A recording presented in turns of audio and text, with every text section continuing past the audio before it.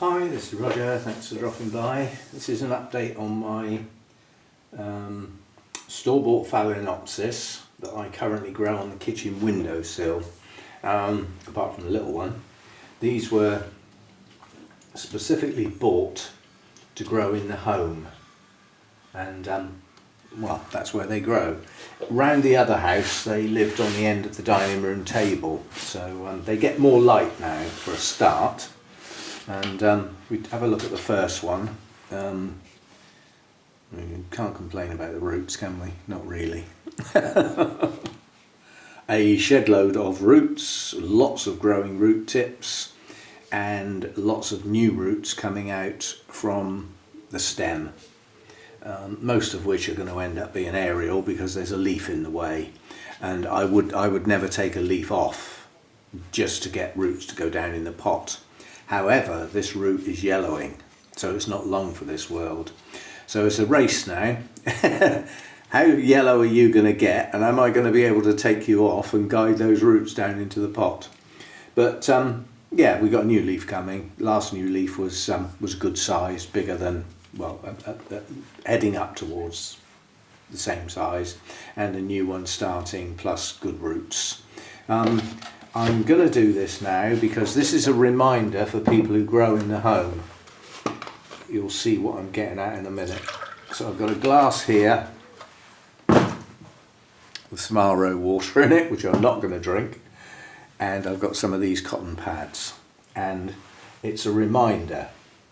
What am I reminding you of? I'm reminding you of that in the home your plants get mucky. Now, strangely enough, my plants don't get dusty in the grow room. They never have. And yet I don't exactly wet them. But in the home, they get smothered in dust. That can block the pores on the plant and stop it benefiting from the light. Yeah, it'll filter the light, basically. And why I'm doing this now, I don't know why I'm doing this leaf. This leaf's going to fall off very, very soon. Very soon. It might get help. This is just plain water.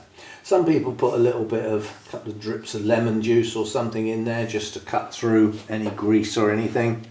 We'll do the new leaf. Shouldn't really need it because it hasn't been there long enough to get that dusty. That's why. That's dirt. Yeah? So clean your plants every now and again. It's not exactly a big deal, is it? How long did that take? Right, now this is the one that got swatted. The fire alarm went off, and I hadn't been here long, and I didn't know how to shut it down, and the noise was deafening. It was sort of early evening. Mojo went up in the bedroom and messed on the floor. He was frightened to death, obviously. Now what we've got here is the last new root came out of the stem and went straight down in the pot. We like that. There's not a huge amount of root activity on this one, but there is. It's down here, it's hiding. It's at the bottom of the pot. And we have one new root coming out of the stem, another new root. Now what we've got here is the bottom leaf is got a split in it, and this leaf is badly damaged. Now that was where it got swatted, and I still don't quite know how that happened. I think on the way down to the floor it hit something, possibly something hot, as I was in the middle of getting me tea at the moment, which is the reason the fire alarm went off. Don't walk away from cooking. If you're cooking, stay there. Basically what it was I didn't put the extractor fan on, and I was cooking a steak and the fat overheated and started to smoke. That's all it was. There was no big deal. We hadn't set the place on fire at all. The alarm just thought we had. And now I know how to turn it off. We swat it with a cloth of some sort. You just waft the air around the alarm sensor to change the air so that it then believes the whole place isn't burning down, which it wasn't. But yeah, that noise was just, I mean, there were no fire alarms in the, I've never had fire alarms in the house before, or smoke alarms. If it was a fire alarm, I'd be quite happy that it could go off and do its job properly. But a smoke alarm is only a pretend fire alarm, isn't it? Because if it can go off when there's no fire, then it's not doing its job properly. It frightened the life out of me when that thing went off. Look at that. That's just off one plant. It's dirty. Right, and this little one, there were two in the same pot, and they got potted up separately. Now this one's coming on quite nicely. Good root system, lots of active roots coming out the bottom of the pot. And is that what I think it is? No. So I thought that was a huge mealybug there. There's actually another root starting. So this one's going mad in the root department as well. It's had this new one went down in the pot, that was good. That one's missed the edge of the pot. That one went down in the pot and is still growing. And now we've got another one coming on the top of that leaf and another one here and yet another one there.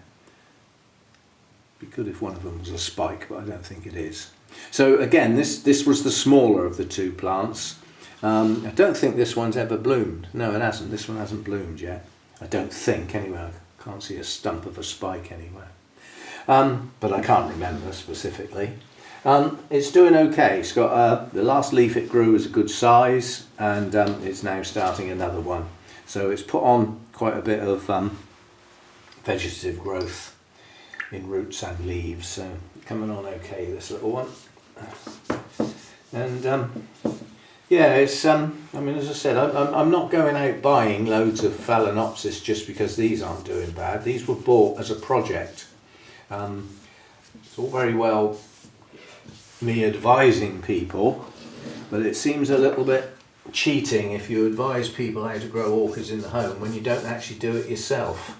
So they were bought deliberately as a project so that I at least have some orchids growing in the home, even if it's only these few. That's the theory. I'll put a link at the end of the video to the playlist so you can go right back to the beginning if you want and see these coming out of the shopping basket as brand new plants, because these were bought blind. I didn't try and look at the roots or anything like that. This was using the theory pretty blooms must have, like a lot of people do. So that's how they were bought. The selection process was based on the blooms. Now this one's recently come into bloom. It's a branching spike, although there's only one branch on it. Attractive blooms, which is why I got it. And I think this is the first rebloom, probably. This one's been recently repotted. This one wasn't doing so well. But it's now grown a new root here, and there is root activity in the pot. So whereas it had poor roots and it wasn't doing very well, it's coming on okay now. The chances are that now that it's actually bloomed, the chances are it now won't grow a new leaf until the blooms are finished. There's not many Phalaenopsis try and do both. Some of them will carry on with vegetative growth, you know, as well as producing flowers, but a lot of that will depend on how well you look after them and the health of the plant, quite honestly. You know, if it's bursting with health and energy, then it can grow leaves, roots and a spike. If it's in its genetic makeup to allow that to happen, of course, which will depend on what went into it. And these store-bought things, it's almost impossible to find out what went into the cross. Almost impossible. Right, so we've cleaned up the leaves. And we've had a look at the four of them, and I'm quite pleased that they're doing okay in the house. I think they're probably going to do better where they are now. And then this was a present, which at the time I was a little annoyed about because it's a present, I've got to look after it, and I don't grow these. But this is a species. This is Violacea. It's not growing very well. It's had trouble. It's had issues. It's grown a little plant from the base, so there's a secondary plant coming up down here which is also starting a new leaf. It's not a happy bunny, is it? In fact, that's got nothing to do with the project. That's staying here to see if the extra humidity will actually pull that on a little bit. We'll stick that up with the Masdevallias. It's about the right sort of light for a Phalaenopsis species, and we'll see what it'll do out here. Right, so those are the ones that live in the kitchen. Now what we'll do, because I've got a feeling I might be inheriting some of these, not saying definitely, but let's have a quick look at Hannah's. These all came down to be repotted because I had the stuff basically, and new pots and everything if required. Now some of these are not doing so good.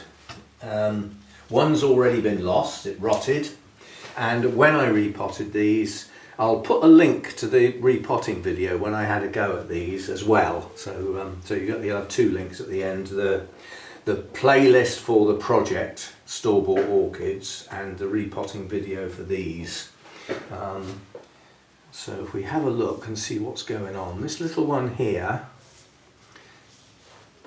is growing roots. It's just starting to push some roots out, and it's started a new leaf as well. And there's a root tip down in the pot. So this one's going to be okay. It's only a small one. The discoloration on the leaves I don't know. The little white dots on the leaves are paint. Not mine.